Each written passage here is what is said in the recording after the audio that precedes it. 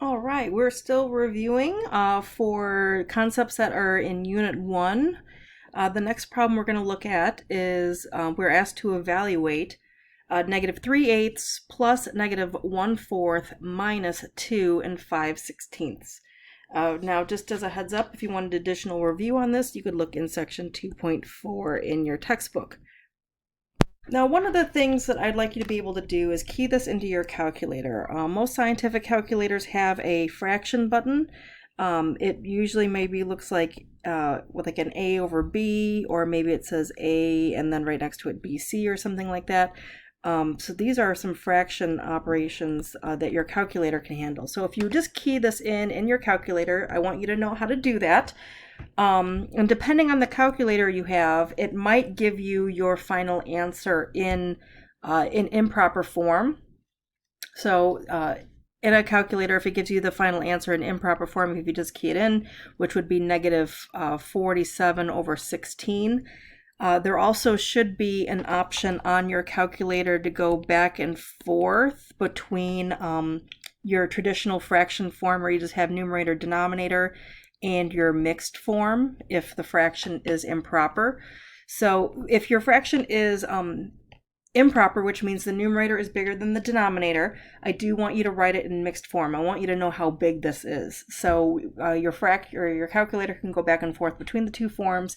So negative 47/16 as a mixed number is negative 2 and 15/16. So that's the calculator doing a lot of work. Now, I am a firm believer that the calculator should never do something that you cannot do on your own. The calculator can obviously do it faster, but I don't want it to be a substitute for you and your brain power and all of the intelligence that you can put inside your mind. So the thing is, we should also have an understanding about what your calculator is doing and where it's getting these numbers. So it's going to be a little longer to compute this by hand, but let's talk about the by hand calculation for this. And this is going to be a good one, especially when you have fractions that involve denominators of eighths, fourths, sixteenths, and things like that. Those are good ones to know how to work with because that's how we do most of our measurements inside of our US system. All right, so we need common denominators for these. Now, in order to do this, especially when you've got signed fractions, I would recommend not working with them in their mixed form. So this 2 and 5/16, I'm going to convert that out to improper.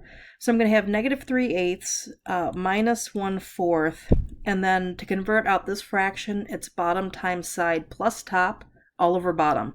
So 16 times 2, which is going to be 32, plus 5 is 37, and that's all over the original denominator, which is 16. Now, if I wanted to get common denominators for these fractions, I have a 8, a 4, and a 16. My common denominator is going to be 16.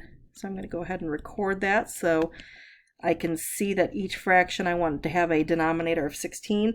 And for any of the fractions that have a negative, I'm going to push the negative up into the numerator so it's accounted for in the calculations. All right, so then on the first fraction, 8 to 16 is a times 2 relationship. So old numerator, which is 3 times 2, gives me my new numerator, which is 6. For the second fraction, 4 to 16 is a times 4 relationship. So old numerator, which is 1, times 4 gives me my new numerator, which is 4. For my third fraction, I already had a denominator of 16, so I'm just going to leave the original numerator. Now when I want to go put these fractions together, since I already have a common denominator, I just have to apply the operations to the numerator. I have negative 6 plus negative 4 plus negative 37. Since all of those numbers have the same sign, they're all negative, what we can do is we can add the numerical parts and just carry the sign through. So 6 plus 4 plus 37 is 47, and then it's going to be negative because all of those numbers were negative. So this fraction is obviously improper. The top number is bigger than the bottom number, so let's convert it out to its mixed form. It's going to obviously be negative, so I really just need to convert out the 47 over 16, and we'll convert that out by doing long division. So 47 goes underneath, 16 goes on the outside. 16 doesn't go into 4, but 16 does go into 47 2 times. 2 times 16 is 32. We subtract that off. And we will get 15 for a remainder.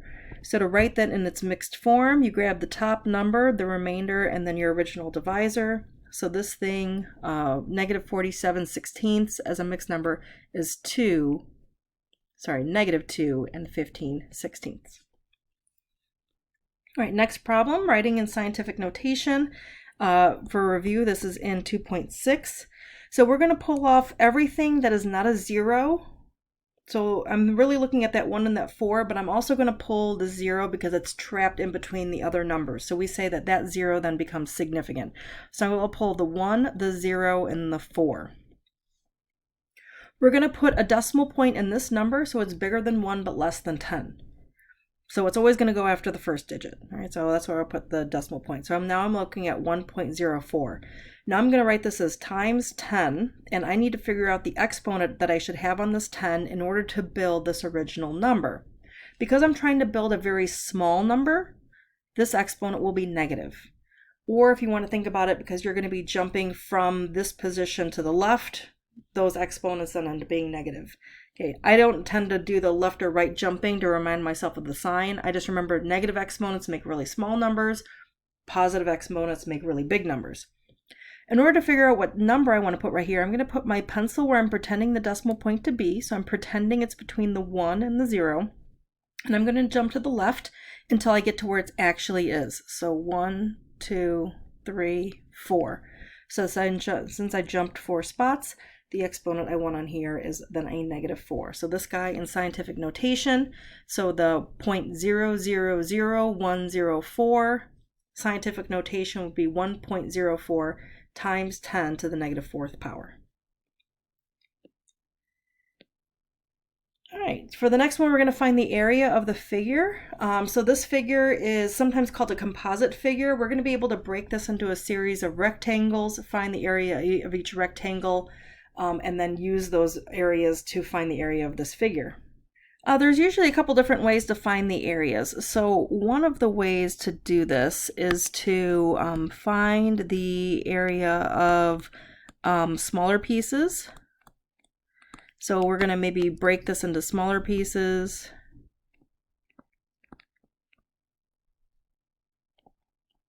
Find the area of each one of those. And then add them up. Okay. The other way that sometimes these problems can be approached, which I'll call that as method 2, is you could find the area of, for instance, like a larger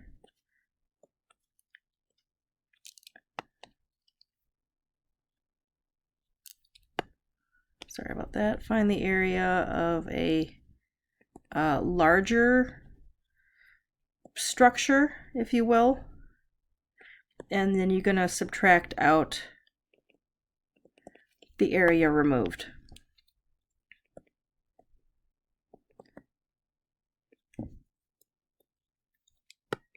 Okay, so sometimes both of these methods are not available on all questions, depending on what numbers that you're given and what's going on with the figure. But these are kind of two maybe major ways to think about these types of problems.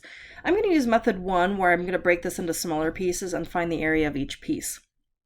And you do not have to break this the same way I do. But the first break I want to make is going to be right here. So I've got side lengths of 40, 10, and then back to the left of 25, down 10, over to the right 5 meters, down 10 meters. Now I'm going to go to the left 20 meters and then come up 30 meters, and that comes back to kind of that top piece, right? So this kind of looks maybe like a sideways L, or maybe, yeah, sideways L, we'll call it that. All right, so I'm going to break it right here, kind of at this top rectangle. So if I break this right here, the side lengths that make up this rectangle would be 40 by 10. So the area for that top piece would be 40 times 10, or 400 square meters. I'm going to play the same game with this bottom piece, breaking it off at the kind of the bottom part of the L with this little lip. That down there would be a 20 by 10 rectangle.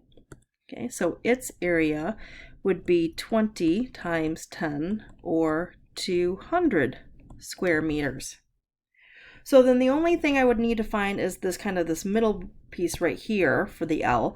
Now for this rectangle, this is 10 right here, but I would need to find out how long this is.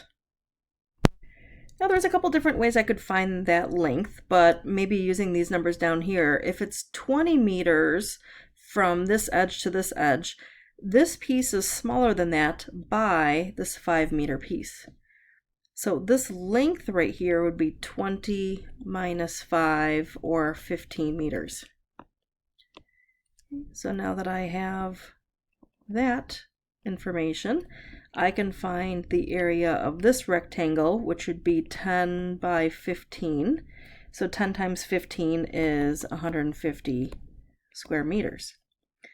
So then the total area, I'm just going to add up the area of all those kind of sub pieces. So it would be 400 plus 150 plus 200, which gives me 750 square meters for my units for my area. Additional practice on a question like this could be found in 1.3 in your textbook. All right, for the next one, we're going to simplify the expression 10 squared, then raised to the 4th power, and we're going to express the final answer using exponents. So this is one of the exponent rules that when you have, this is called a power to a power. So it's an exponent raised to another exponent. What you're going to do is you're going to multiply the exponents. Okay, so if I want to multiply those exponents, you're going to get 10 to the 8th power. To review how to work with powers of 10 and exponents, check out section 2.5 in your textbook. And then finally, for this last one, we're going to find the total current in the circuit. So this circuit is set as a parallel circuit. Okay, so we've got our source over here on the left. And then I have 3 branches. One branch is 3 5/8 amps. Another branch is 2 3/4 amps. And the last branch is 4 5/16 amps. And in order to find the total current in the circuit, which is symbolized by that I sub t, what we're going to do is we're going to sum the current in the individual branches.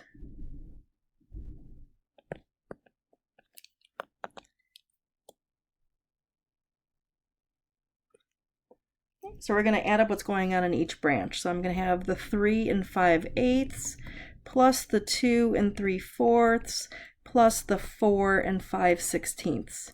Now again, this is something that you should know how to put in your calculator.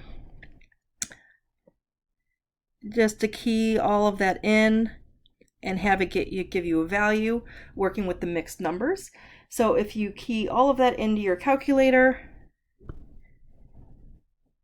depending on the calculator you have, it's probably going to give you the improper fraction of 171 over 16. Then you could use the calculator option to convert from a improper fraction to a mixed number, and then it will tell you that the final answer is 10 11/16. And then the units for the current would be amps. So just put a little a back there. But again, let's talk about how we could do this without relying on our calculator to walk us through all of it. Now, because all of these numbers are not signed, they're all just kind of positive, it is possible to kind of work with them in their mixed form. So, but to add the fraction pieces, I'm going to need common denominators for those. So with my denominators being 8, 4, and 16, the common denominator would be 16. So I'm just going to set up the next step where I'm going to leave the whole parts, so the 3, the 2, and the 4, and then for each of the fractions, I'm going to want a denominator of 16.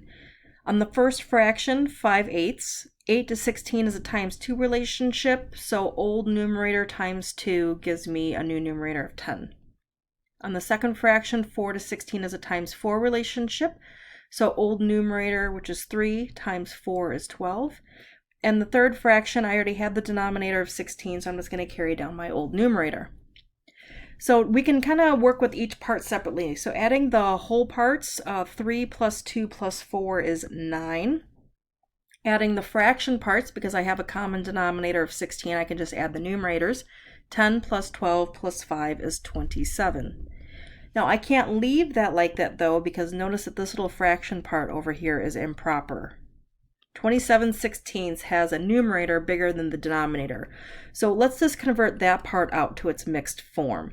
So 27/16, you can do long division to convert that out. 16 goes into 27 one time, and if I subtract off 16, I will get a remainder of 11. So 27/16 as a mixed number is 1 and 11/16. And now we can kind of reabsorb the whole parts. So 9 plus 1 is 10. And then my fraction part is 11/16. And then again, my units are amps A. It is also possible to convert each one of these mixed numbers out to its improper fraction before getting the common denominator and then converting back to mixed form in the end. That's kind of where this 171/16 is coming from. So I won't work through that process of it there, but that is also another way that you could solve this question. All right, so this has just been a couple of problems pulled out from Unit 1. So Unit 1 will cover sections 1.1 through 1.15 in your textbook and 2.1 through 2.7. So the skills that we've reviewed include order of operations, working with fractions, working with decimals, rounding, working with percents. That wasn't on this sheet, but we've also talked about prime factorization. And then working with signed numbers and all of adding, subtracting, multiplying, dividing them, signed fractions, powers of 10, scientific notation, and then also engineering notation. So that's all the stuff that was in Unit 1.